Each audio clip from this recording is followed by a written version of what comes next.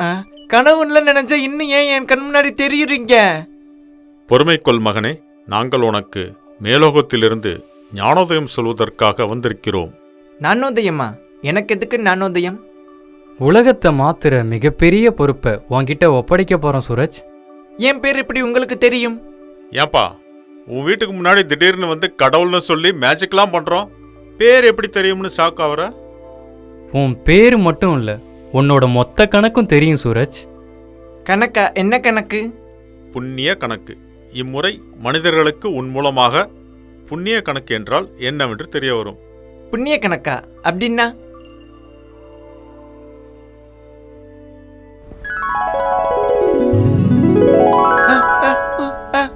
இங்க இத்தனை பேர் இருக்காங்கல்ல, இவங்க எல்லாரோட புண்ணிய கணக்கை பொறுத்து தான் இவங்களுக்கு நல்லது நடக்குமா இல்ல கெட்டது நடக்குமான்னு விதி தீர்மானிக்கும். நான் எங்க இருக்கேன்? நான் எப்படி இங்க வந்தேன்? என்ன தனியா உளறிட்டு இருக்கான்?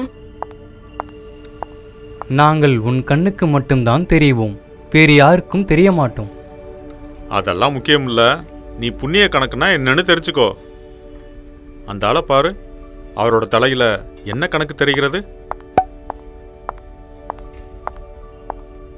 8673 இருக்கு. அவர் அவ்வளவு நல்ல காரியங்கள் செஞ்சிருக்காரு, ஆனா விதியின் சூழ்நிலையால அவருக்கு இப்போ ஒரு கெட்ட காரியம் நடக்க போகுது. ஐயோ, கவ திறந்திருக்கே, அதுல விழப்போறி. இப்போ அவரை காப்பாற்றுவதும் காப்பாற்றாததும் எங்கள் கையில் தான் இருக்கு. ஐயா, அவரை இந்த ஆபத்திலிருந்து காப்பாற்றலாமா? 8000 புண்ணியம் பண்ணியிருக்கார கணக்கு, காப்பாற்றி விட்டுரு. ஆனா கணக்குல இருந்து 1000 கம்மி பண்ணிக்கோ. அப்படியே ஆகட்டும்.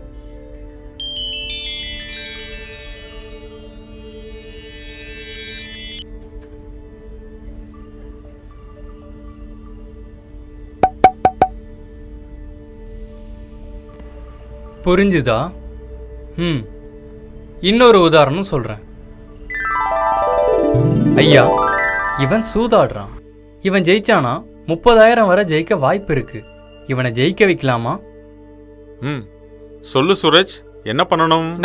நான் என்ன சொல்றது? இவருக்கு நல்லது பண்ணலாமா கெட்டது பண்ணலாமான்னு போன வாட்டி நான் எப்படி முடிவு எடுத்தேன்? அவரோட புண்ணிய கணக்கு என்னன்னு பாத்தீங்க.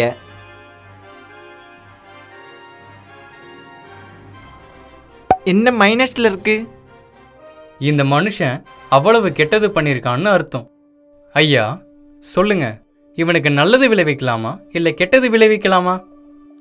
இது என்ன கேள்வி கணக்கு? சூது விளையாடுறதே தப்பு, இதுல இந்த ஆளுக்கு மைனஸ்ல வேற இருக்கு. இவனுக்கு நல்லதெல்லாம் நடக்கக்கூடாது. கணக்குக்கு ஏத்த மாதிரி பெரிய நஷ்டத்தை ஏற்படுத்தி விட்டுடு.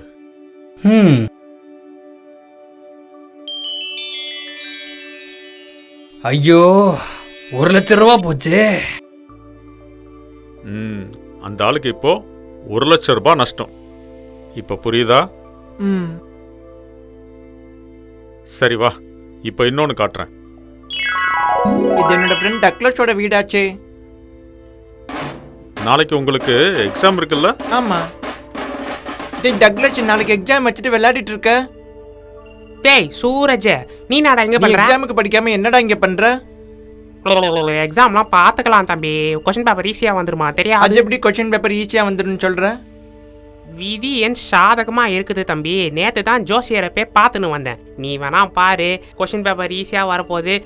சருன்னு எனக்கு தெரிஞ்சதெல்லாம் எழுதி பாஸ் ஆகின்னு போயினே இருக்க போறேன். நாளைக்கு அவனுக்கு எக்ஸாம் பேப்பர் ஈஸியா வந்து விதி அவனுக்கு சாதகமா அமையுமா சூரஜ்? இவனோட கணக்கு என்னது? நீயே பாரு சூரஜ். அட பாவி, இவ்வளவு பாவத்தை சேர்த்து வச்சிருக்கானே. டே டக்ளஸ், நாளைக்கு உனக்கு சாதகமா கொஸ்டின் பேப்பர் வராதுடா. ஒரு போர்ஷனாவது படிச்சியா இல்லையா? பஷ்டம் போர்ஷன்லாம் நிறைய பஷ்டம். பொய் சொன்னா 2 பாயிண்ட் கம்மியாகும். டேய், பொய் சொல்லாம சொல்லு. ஒரு போர்ஷன் கூட படிக்கல தானே? ஐயோ, நீ வேற நேற்று நைட்டு ஃபுல்லாக பச்சினே இருந்த. நீ வேற காட் ப்ராமிஸ். டேய் டக்ளஸ், படிக்கலன்னா கொஸ்டின் பேப்பர் உனக்கு சாதகமாக வராதுடா. உன் புண்ணிய கணக்கு மைனஸில் இருக்கு. நான் புண்ணிய கணக்கு புண்ணாக்கு கணக்கு நீ வீட்டில் வந்து கடுப்பேத்தினுக்கிற? கேமை விட்டுட்டு படிடா. டேய் வெளியே போடா புண்ணாக்கே. பழிச்சொல். தீய எண்ணத்தோட ஒருத்தரை பேரிட்டு அழைச்சா 1 பாயிண்ட் கம்மியாகும். டேய் டக்லச்சு, இனிமே புண்ணாக்கு கிண்ணாக்குன்னு சொல்ற வேலை வச்சுக்கிட்டு இருக்காடா. சரிங்க புண்ணாக்கு. டேய் நிஜமா தான் சொல்றேன், பாவத்தை சேர்த்துட்டு இருக்கடா. புண்ணாக்குன்னு சொல்லாதடா. சரி புண்ணாக்கு, போங்க புண்ணாக்கு. டேய் சொல்லிட்டே இருக்கேன், புண்ணாக்கு புண்ணாக்குன்னு சொல்ற. கடைசியா ஒரு வாட்டி சொல்றேன், இனிமே புண்ணாக்குன்னு நீ சொல்லவே கூடாது. போடா போடா புண்ணாக்கு, போடாத தப்பு கணக்கு. போடா போடா புண்ணாக்கு, டேய் போடாத தப்பு கணக்கு. இருக்கு உனக்கு புண்ணாக்கு, போடாதடா புண்ணாக்கு. ஐயோ, இவனுக்கு சொல்லி புரிய வைக்க முடியாது. இங்க இருந்து நம்ம போகலன்னா இவனுக்கு கணக்கு கம்மியாகிட்டே வரும். இங்க இருந்து போயிடலாமே. அப்படியே ஆகட்டும். புண்ணாக்கு டேய். எங்க போனா? இது உன்னுடைய இன்னொரு நண்பன் இல்லையா? நைட்டு பூரா முழிச்சு இந்த எஸ்ஏவே எழுதியிருக்கான். இப்போ காத்தடிச்சு இந்த பால் அவன் பேப்பரில் விழப்போகுது. இப்போ சொல்லு, அவனை காப்பாற்றலாமா வேண்டாமா? இவன் யாருக்கும் கெட்டது பண்ண மாட்டானே, கண்டிப்பா உதவணும். புண்ணிய கணக்கு பாசிட்டிவ்ல தான் இருக்கும். ஐயோ, என்ன இவனுக்கும் மைனஸ்ல இருக்கு? ஆனா இவன் யாருக்கும் எந்த கெட்டது பண்ணதில்லையே. உன்னுடைய நண்பன் ஓரளவுக்கு நல்லவன் தான். யாருக்கும் எந்த தீங்கும் நினைக்க மாட்டான். அதே சமயத்தில் யாருக்காவது உதவும் தருணம் வரும்பொழுது உதவவும் மாட்டான்.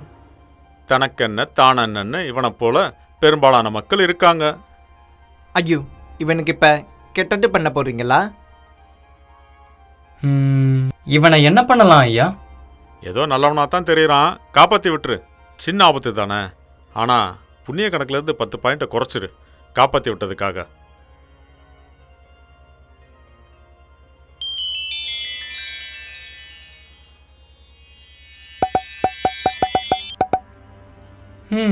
இந்த முறை சின்ன ஆபத்து வந்ததால் காப்பாற்றி விட்டோம். அடுத்த முறை பெரிய ஆபத்து வந்தால் என்ன நடக்குமோ?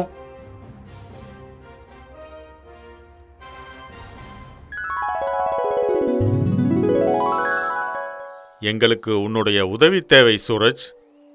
உலகம் ரொம்ப மோசமான நிலையில் இருக்கு. மக்களுக்கு இந்த விஷயத்தை எடுத்துச் சொல்ற முக்கியமான பொறுப்பை உன்னிடம் ஒப்படைக்கிறேன். என்கிட்டயா? என்கிட்ட எதுக்கு இவ்வளவு பெரிய பொறுப்பை ஒப்படைக்கிறீங்க?